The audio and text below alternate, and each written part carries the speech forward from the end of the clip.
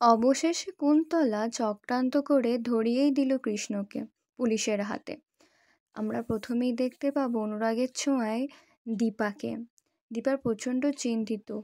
আমরা প্রথমে দেখতে পাবো যে দীপা এবং রূপা কৃষ্ণর কাছে এসেছে বলার জন্য যে আমি তোমাকে কোনোভাবেই কোনো দোষী সাব্যস্ত হতে দেব না। আবার দীপা কথা দেয় কৃষ্ণকে যে আমি তোমাকে নির্দোষ প্রমাণ করেই ছাড়ব। তারপর রূপা কৃষ্ণকে জিজ্ঞাসা করে, আমি যখন তোমার কাছে জিজ্ঞাসা করলাম তোমার ফোনে মেসেজটা আমাকে দেখাও, তুমি আমায় কেন দেখালে না? কিন্তু কি সুন্দরভাবে মাকে তো তুমি মেসেজটা দেখিয়ে দিলে। অন্যদিকে আমরা দেখতে পাই কুন্তলা সব রেডি করে ফেলেছে, কৃষ্ণকে ধরবার জন্য পুলিশের কাছে নালিশ করতে অলরেডি চলে গেছে। এবং সেখানে সূর্য পুলিশের কাছে বলছে দোষী যেই হোক না কেন তার শাস্তি পাওয়াটা অত্যন্ত প্রয়োজন। আপনাদেরকে দেখতে হবে একটু ভালো করে আসল দোষী কে, কে এরকম একটা বাজে অপরাধ করেছে। আর এই সমস্ত কথা একটু আড়াল থেকেই শুনছিল অবিনাশ। আর হঠাৎ করেই সূর্য অবিনাশকে লক্ষ্য করে এবং দেখে মনে মনে ভাবে এই সেই লোকটা না, যেই লোকটা তার স্ত্রী অর্থাৎ দীপাকে আটকে রেখেছিল আর নিজের কাছে আসতে দিচ্ছিল না। তার আবছা আবছা মনে পড়ল এবং সে ওই লোকটা বলে চিৎকার করলো। তারপর সবাই অবিনাশের দিকে তাকায়। অবিনাশ তো একটু অপ্রস্তুত বোধ করে, সে ভয় পেয়ে যায় যে ভাবে এবার কি বলবে। তারপর অবিনাশ সামনে আসে এবং সূর্য বলে, তুমি না সেই লোকটা, এখানে কি করছো এবং আড়াল থেকে কেন শুনছো সব কিছু? তখন অবিনাশ বলে, আপনি আমাকে দেখলে এরকম চটে কেন যান বুঝতে পারছি না। তখন কুন্তলা পাশ থেকে বলে, ইনি হচ্ছেন দীপার বিজনেস পার্টনার। আপনারা তো বিদেশে ছিলেন, তাহলে এখানে কি করে এলেন? তারপর অন্যদিকে সেনগুপ্ত পরিবারে আমরা দেখতে পাবো লাবণ্য একা চুপ করে বসে আছে এবং হঠাৎই রূপা তার কাছে এসে বলে, তুমি এরকমভাবে বসে আছো কেন, কী হয়েছে বলো? তারপরে ঘরে প্রবেশ করে দীপা মাথায় বাসন নিয়ে। আর তখন লাবণ্য বলে যে আমি একদম সেম টু সেম কৃষ্ণদাদার মতন একজনকে ওইখানে যেতে দেখেছি, একই জামা কাপড় পরে। আর এই কথাটা শুনে একটু অবাক হয়ে যায় রূপা, আর পাশ থেকে দীপাও। দীপা মনে মনে ভাবে, আহা গো, এই বাচ্চা মেয়েটাকে দেখলে কেমন যেন মায়া লাগে, আমি ওকে সব বলে দেবো। ঠিক যখনই সব কিছু বলতে যাই পিছন থেকে চলে আসে উর্মি এবং জিজ্ঞাসা করে, তুমি কোথায় ছিলে এতক্ষণ? তোমাকে তো দেখতে পাইনি, তুমি এতক্ষণ কোথায় গিয়েছিলে? তখন দীপা উর্মিকে বলে, মালকিন, আমি তো আপনাকে বলেছিলাম যে আমি কাজে বেরোবো, এখানে শুধু থাকবো না। আপনি তো সব কিছু জেনেই আমাকে কাজে রেখেছিলেন, তাহলে কেন এরকম করে বলছেন?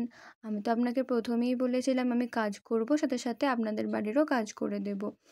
আর তখন সেই সময় বলে ওঠে লাবণ্য যে সূর্যরা সবাই কৃষ্ণকে ধরিয়ে দেওয়ার জন্য পুলিশের কাছে গেছে, যাতে তারা তাকে জেলে নিয়ে যায়। তারপর আমরা দেখতে পাই সোনা খুব বাজেভাবে অপমান করছে কৃষ্ণকে। সে পুলিশের কাছে বলছে, একে ধরে নিয়ে যাও, একে আমি আমার সামনে দেখতে পাচ্ছি না, এর শাস্তি হওয়া দরকার। এ আমার সাথে খুব খারাপ করার চেষ্টা করেছে, আমি চাই না যে এত খারাপ মানুষ সে আমার ক্ষতি করে পার পেয়ে যাক। আর তখন কৃষ্ণ বলে, আমি তোমাকে বোন বলে মেনেছি, তুমি চিন্তা করো না, আমি তোমার কোনো রকম কোনো অসম্মান হতে দেব না। আর এটা দেখে সূর্য একটু মনে মনে ভাবে, আমরা কি কোনো ভুল করছি? এ তো নির্দোষ মনে হচ্ছে। তারপর অন্যদিকে আমরা দেখতে পাই সেনগুপ্ত পরিবারে এই কথাটা শুনে যে তারা কৃষ্ণকে ধরানোর জন্য পুলিশের কাছে গেছে, রূপা তো কান্নাকাটি করতে শুরু করে দিয়েছে। তারপর দীপা মনে মনে ভাবে, একটা নির্দোষ ছেলের সাথে খুব খারাপ হয়ে গেল, আমি কি তবে কোনো কিছু ঠিক করতে পারবো না? সব কি আবার এলোমেলো হয়ে যাবে? রূপা প্রচণ্ড ইমোশনাল হয়ে পড়ে। সে কান্নাকাটি করতে করতে হঠাৎই দীপার কাছে এসে হুট করে বলে ফেলে মা। আর এটা শুনে উর্মি একটু অবাক হয়ে যায়। উর্মি তো ভয় পেয়ে যায় যে মা কোথা থেকে এলো। তখন উর্মি জিজ্ঞাসা করে, মা মানে? মা কাকে বলছো? মা এখান থেকে কি করে এলো? দীপা দীপা কোথায়? দিদি এখানে কোথায় এসেছে? তারপর তখনই দীপা বলে ওঠে যে মা কেন হবে? ও মা বলেছে কারণ বিপদে পড়লে তো সবাই মায়ের নামই করে, তাই জন্য এও ভুল করে মায়ের কথা বলে ফেলেছে। তারপরে লাবণ্য সেনগুপ্তের দিকে তাকিয়ে দীপা বলে যে আমি আপনার সংসার কোনোভাবেই ভেঙে যেতে দেব না মা, আমি ঠিক করার চেষ্টা করব। তারপরে সূর্যরা সব কিছু করে বাড়ি ফিরে আসে এবং তারা বলে তারা কৃষ্ণকে পুলিশের কাছে ধরিয়ে দিয়েছে, এবার যা হবে কোর্টে। সত্যি কি মিথ্যে ভুল সব কিছু কোর্টেই ধরা পড়বে। এখন আর কোনো কিছু এখানে কথা না বাড়িয়ে যে যার ঘরে চলো। তখনই হঠাৎ রূপা সোনাকে বলে তুমি ভুল করছো হিংসুকুটি, এটা আমার কৃষ্ণ কখনোই করতে পারে না, কোনোভাবে ও ওই রকম নয়। তখন কুন্তলা পিছন থেকে বলে যে এক্সকিউজ মি, এরকমভাবে কি করে বলছো? এই লড়াইটা আমি লড়ছি। আর সেই সময় রেগে গিয়ে রূপা কুন্তলাকে বলে আপনি প্লিজ চুপ করবেন, আপনি কেন আমাদের পরিবারের মাঝে কথা বলছেন বেকার বেকার? আপনার কথা বলাটা ঠিক এখানে মানায় না। আপনি কেন কথা বলবেন? আপনি এখানে কথা বলবেন এটা আমি একদম পছন্দ করব না। আর সেই সব কিছু বাড়ির পরিবেশ খুবই খারাপ হতে থাকে। দীপা তো মনে মনে ভাবতে থাকে যে এটা কী হচ্ছে, কীভাবে সব কিছু ঠিক করব। রূপা তো খুবই রেগে গিয়েছে এবং সেটা থামাতে চায় দীপা। তখন কুন্তলা বলে যে কেন আমাকে চেঁচাচ্ছে তো আপনার কি? আপনি কেন হঠাৎ আমার ওপর এত দরদ দেখাচ্ছেন আমি বুঝতে পারছি না। তখন সোনা বলে যে আপনি সত্যিই তো এখানে কেন আছেন? চলে যান এ বাড়ি থেকে, এখন আর আপনাকে প্রয়োজন নেই। আপনার সাথে এবার যা দেখা হবে কোর্টে। তারপর রূপা সোনাকে বলে যে দোষ আমার কৃষ্ণ করতে পারে না, তোমার ফোন থেকেই মেসেজ গিয়েছিল, তুমি এটা ভালো করে দেখো।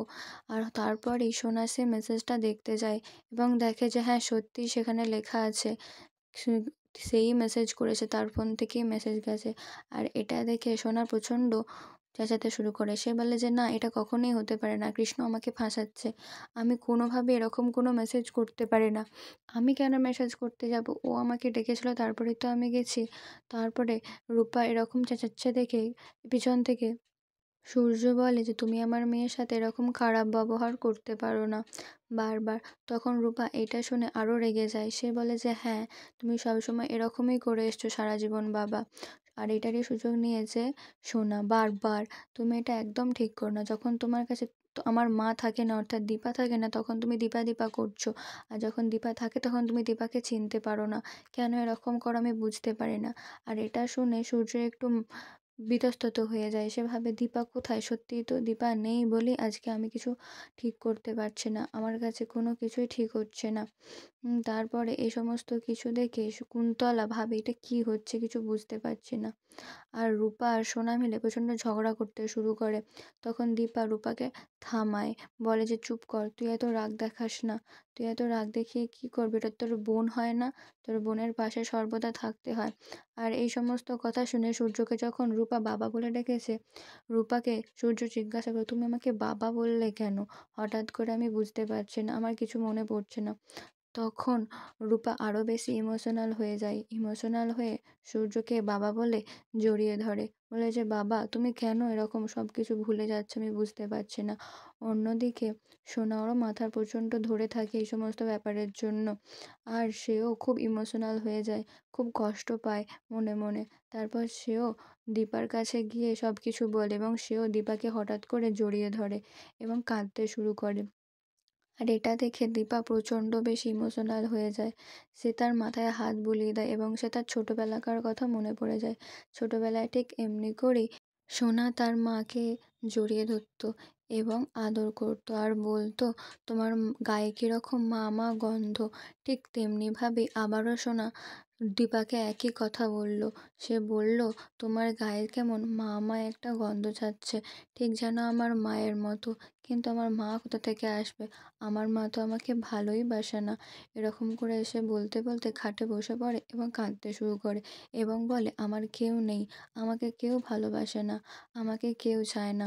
তখন দীপা বলে যে না, সবসময় না না করতে নেই, সবসময় না না করলে জীবনে সত্যিই সব কিছু হারিয়ে যায়, তোমার লাইফ থেকেও সব কিছু চলে যাবে। আর এই সমস্ত কিছু কথা শুনতে শুনতে খাটে শুয়ে শুয়ে সব কিছু ভাবতে শুরু করে। আর তারপরে ঘরে আসে রূপা। রূপা আসে সোনার ঘরে। তখন দীপা রূপাকে বলে, তুই এরকম অবুঝ হয়ে যাস না যেন, আবার হতেও পারিস আবার নাও হতে পারিস, কিন্তু চেষ্টা করবি না হওয়ার। তুই অন্তত আমার পাশে থাকার চেষ্টা করিস। তারপরে রূপা সোনার কাছে যায় এবং সোনা রূপাকে দেখে রেগে যায়। তুমি বলে, তুমি এখানে কি করতে এসেছো, কেনই বা এসেছো আমি বুঝতে পারছি না। রূপা সোনাকে বলে যে তুমি এরকম কেন করছো, কৃষ্ণ এসব করতে পারে না, বেকার বেকার তুমি কৃষ্ণকে জেলে পাঠিয়েছো। অন্যদিকে উর্মির কাছে দীপা যায়। দীপা উর্মিকে বলে, এই দীপা কে রে, দীপার জন্যই সব কিছু হচ্ছে। দীপা কি কোনো জাদুটোনা জানে? এসে জাদুটোনা জানলে না, আমি জাদুটোনা ছাড়ানোর ওষুধ জানি, আমি তোকে না একজনের খবর দেব, আর সেখান থেকে না আমি এই দীপার জাদুটোনা তাড়ানোর তোকে উপায় বলে দেবো।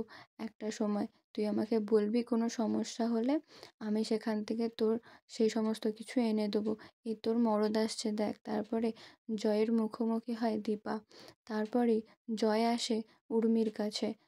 উর্মির কাছে এসে জয় বলে যে, তুমি এরকম একটা বাসনওয়ালের সাথে এত কিসের পার্সোনাল কথা বলছো? এরকম বলা তোমার কি সাজে? এরকম একদমই ভালো লাগে না। তখন উর্মি বলে, বেশ করেছি, কেন বলবো না, ওর অন্তত মাথায় বুদ্ধি আছে, তোমার মতন বোকা নয়, সে তোমার মতন বোকামি করে না, ও আমার ভালো চায়, ও আমার সাথে না ভালোভাবেই কথাবার্তা বলে। আর এটা মনে মনে শুনে জয় হাসতে থাকে।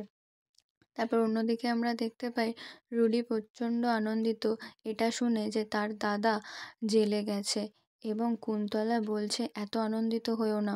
উল্টো দিকে দীপা কী যে প্ল্যান করছে কিছুই বুঝতে পারছি না, কিভাবে সব কিছু হ্যান্ডেল করব, আদৌ জিততে পারবো কি না কিছু বুঝতে পারছি না। আর তুমি শুধুমাত্র মজা করে যাচ্ছ, মজা করো না, কাজটা করেছো সিরিয়াসনেস নিয়ে কাজকর্ম করো, নাহলে দীপা আবার উল্টো দিক থেকে এসে আমাদেরকে ধরিয়ে দেবে।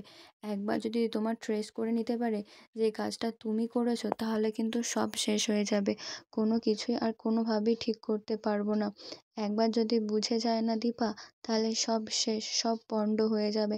তখন রুডি বলে যে, না আমি টেনশন নেব না, আমি তো মানুষকে টেনশন দেব, তোমার কাছ থেকেই তো শিখেছি যে টেনশন নিতে নেই, টেনশন শুধু দিতে হয়, তুমি একদম চিন্তা ভাবনা করো না। তারপর অন্যদিকে দেখতে পাবো দীপা যায় পুলিশের কাছে কৃষ্ণকে ছাড়ানোর জন্য, এবং সেখানে অবিনাশও থাকে। কৃষ্ণকে ওইভাবে জেলেতে দেখে একদমই ভালো লাগছে না দীপার।